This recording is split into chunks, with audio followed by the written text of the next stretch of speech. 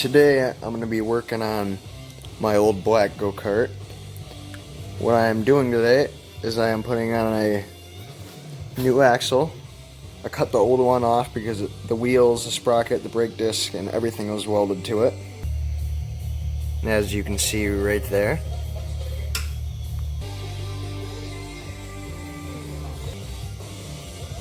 I just got done measuring the lengths of the axles on both sides. I got the flanges tightened down, and I just got done torquing down the lock collars and the bearings so they don't slide the axle in and out.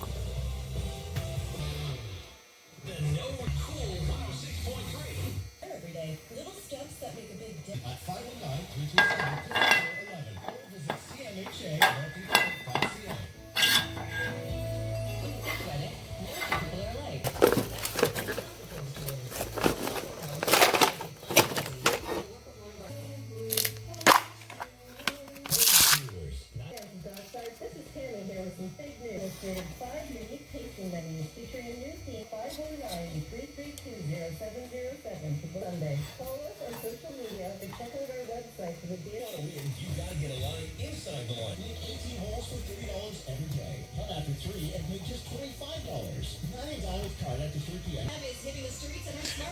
If you look closely right there, you can see that set screw is stripped out, so I replaced that with the new one. Okay, so I finally found some set screws. I've been looking for like a good solid 15 minutes, and I just now finally found them. Right on that cart, right under the go-kart, with the rest of the parts that I need. This guy is stripped out bad.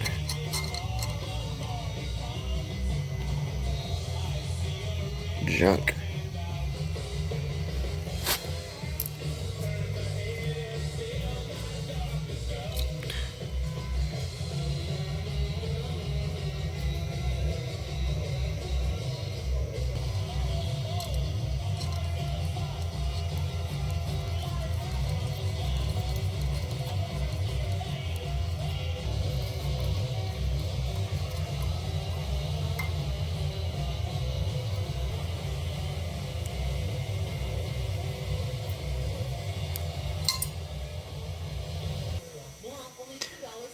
Okay, I don't know why they did this, but whoever made this hub for the sprocket, they didn't put a set screw above the keyway, so the keyway just slides in and out.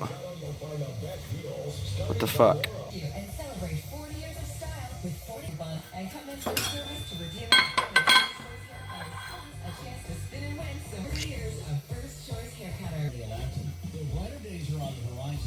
Programs will need our support more than ever, which you can provide through direct mail giving. Raising and using money locally and making all decisions here in Starting Lantern. You can trust the high impact and cost effectiveness of your donations to the United Just $2.99. They'll love the taste, you'll love the quality, and you've got dinner covered. At least until tomorrow night. It's CHKS, a Blackburn radio company. Great hits and real classics. 106.3.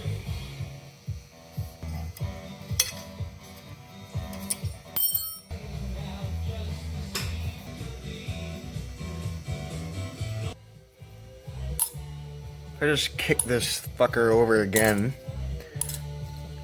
for like the 30th time. I wonder it's all fucking broke. Okay, I guess the next thing is we gotta fit the wheels and hope there's enough room with everything on there for it, and there might not be. Okay, everything's looking good on this side so far. It's still got to go in a little bit more, but we'll take care of that in a minute. We'll fit the other one up there. Okay, I got the rims on and everything. So this is how it looks. Everything's pretty tight. The rear axle is about the same as the other one, but the problem is that these lock collars are welded to the hub and the tires are bolted to the hub. But the way it's on there, there's no keyway in there, so theoretically, if these weren't tight, the axle could just spin in there, and that would not be good.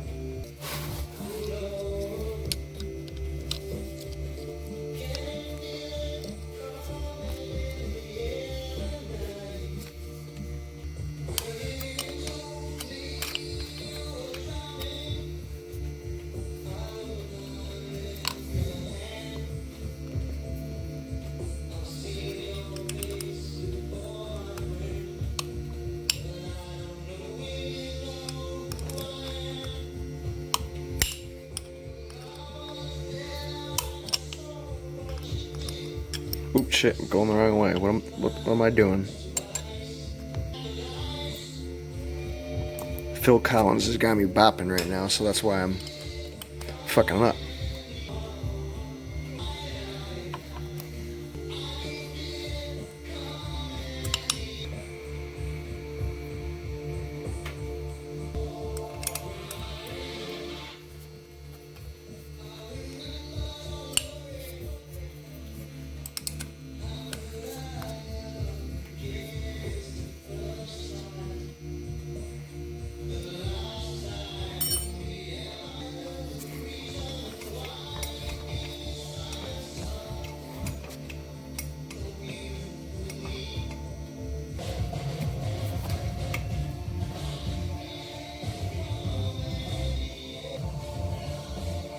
What I did on my summer vacation. If you got a small breaker bar that swivels and some Allen sockets, it makes this job of getting in tight spaces, like in between the rim and the sprocket right here, to get these Allen bolts. And don't over torque them, because if you do, they tend to strip out really easily.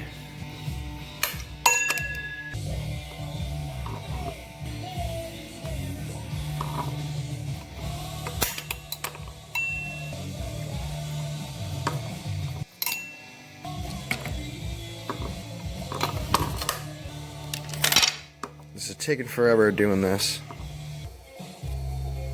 Alright, I got this side all tightened up. Now I gotta go to this side and do the same thing to this wheel and get it tight. Okay, so I got both wheels tightened down. The whole axle is on there and everything's set up for the most part. It's subject to change as the project goes, but it's looking good. Okay, now what we're gonna do is we got to put the wheels back on the front and see what we can do about our pedals.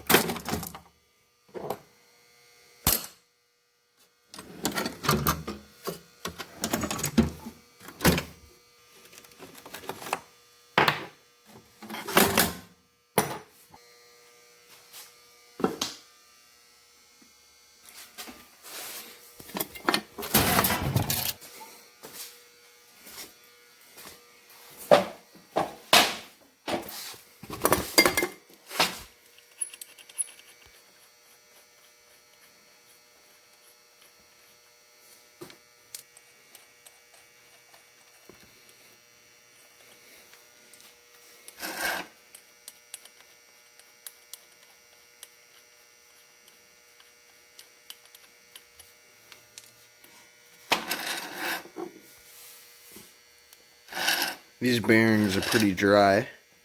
They actually don't have a lot of slop in them. They're tapered bearings, which is actually real nice. They're a real nice hub setup, and they also have an integrated drum brake set up to them. So hopefully when it's all set up and done, I can power brake it.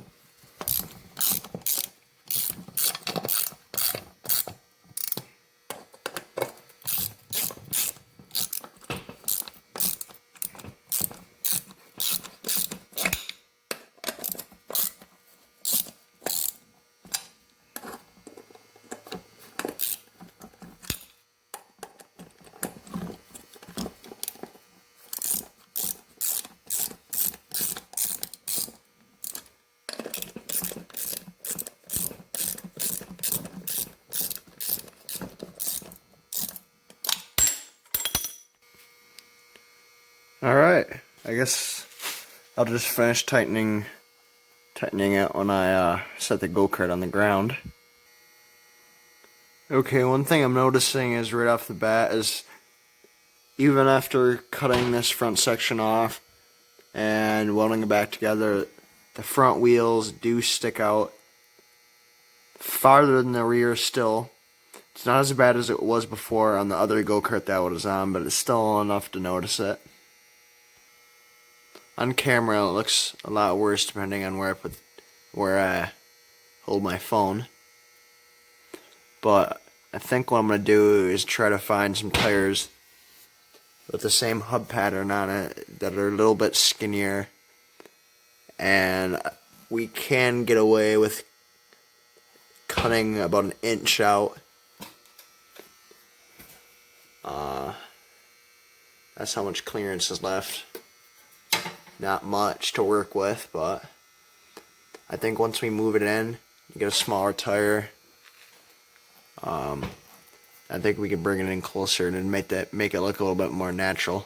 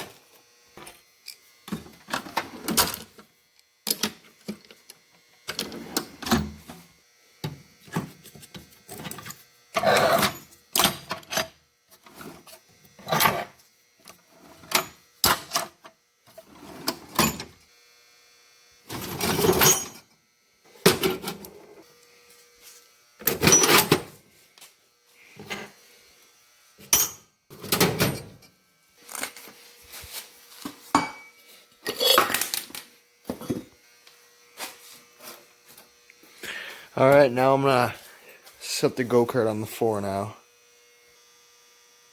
Alright, so having the go-kart on the ground, it actually looks a lot better than it was in the air. So it's coming together. I'm happy with the progress I made so far. Alright, so I'm gonna grab the motor and put it on there and get an idea of where I'm gonna put the jack shaft on it.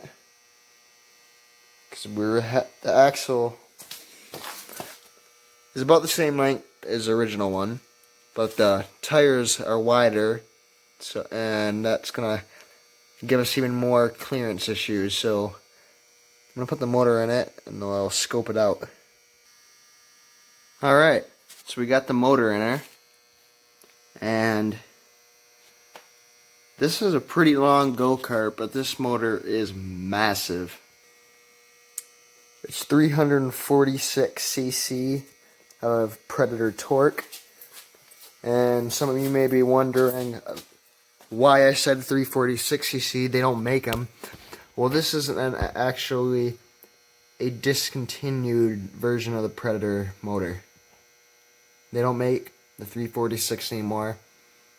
They replaced it with a 301 cc, a slightly smaller one, and then the next step up from that one, which would be the 420.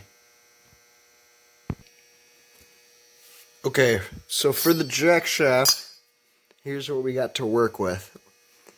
What the idea is we're gonna belt setup, not a torque converter, but a belt setup on the motor, then down into a jack shaft, have a clutch in front of it, and then down to the wheel. And that's the idea. The thing is, there is not much clearance at all, and there's not really much room to put the clutch there and the pulley in the same place, so that's going to take a little bit of thinking. And so basically the idea is to test it out with the 1-to-1 power transfer for the pulleys, at least, so the pulleys aren't going to be affecting the gearing. So it's just going to be transferring the power instead of affecting the gearing. So it'll just be basically the clutch and the sprocket is what's going to impact your gearing. But the plus side to the belt setup is not only I can change the sprockets on the axle and the sprockets on the clutch, I can change the pulley size. So if I want a little bit more overdriven setup, I can put a bigger one on the motor, get a little bit more top end. If I want a little bit more low end torque, I'll put the bigger one in the back and then put the smaller one up on the motor. So that's going to make gearing changes a lot more versatile. So this is the pulley combination we're working with right now. Unfortunately, all I have at the moment right now is number 35 chain rear sprockets. I'm a bit skeptical about it because we're going to have to be putting a lot of power through such skinny chains, so I'm kind of worried about that, but I think it's going to be okay. This is the clutch we're going to be using. It's a Max Torque 35 chain 12 tooth. Now another option I'm thinking about after putting this axle and looking on it is I'm thinking about I'm going to install the clutch, and if I do get a number 40 or 420 chain sprocket, I can run it straight from the motor to the back axle and get a ton of overdrive. This is a 14-2 sprocket on this clutch, and I want to get, like, I'd say maybe a 50 or a 60 rear axle sprocket. I don't know, to be honest, what I really want to do. I could use the belt set up in the jack shaft. I could use this clutch straight chain back to the axle if I get the proper sprocket. I could use this clutch and have a jack shaft, but have a sprocket jack shaft set up instead of the belt. I don't know, there's a lot of options. And for the actual belts, we're just going to be using 5/8 belts, Kevlar belts. I also got two different options of calipers. I'm going to either use this one that came off a snowmobile, or I got this other smaller one. This caliper is a lot smaller than the other one. The pad surface area that's going to be touching the rotor is a lot smaller, so I don't know how good it's going to break or not, but the mounting plate for the caliper I got is for the one on the right, which is the one that came off it, so I'm going to try to use this same caliper setup, but just slide the new brake rotor left or right if need be. I was talking about mounting the pedals in this video earlier on, but I don't think I'm going to do that tonight. What I'm thinking is I'm going to get a couple pieces of metal like this, maybe just one this size, cut it in half, drill a hole on it, and then weld it on here for like a little ear for it, and then I can bolt it to this without having to drill into the frame or anything like that, and then it'll look a lot cleaner and nicer. We still got some steering work to do. Here's the tie rods. I'm going to be using the adjustable tie rods, and I need to get a hind joint for them.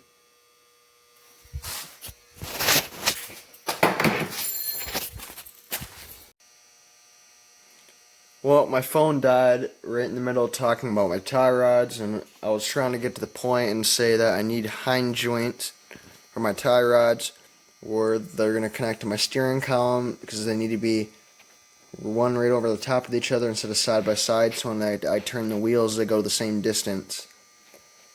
I'm going to stop it right here for now. It's been a long video. I hope you guys enjoy it, and please comment, like, and subscribe, and I'll see you in the next one.